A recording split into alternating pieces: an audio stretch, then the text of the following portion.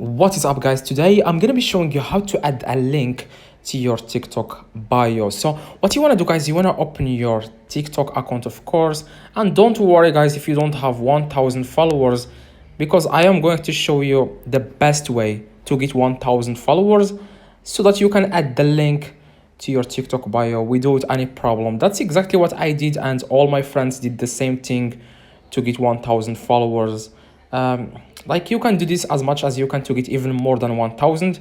Let me show you first how to add the link to your TikTok bio. So you just want to click edit profile, and if you scroll down you will see here website. So where it says website, you can then paste the link of the website that you have copied from your website. So, and then click save and then done. But if you don't have 1000 followers, that's the problem now.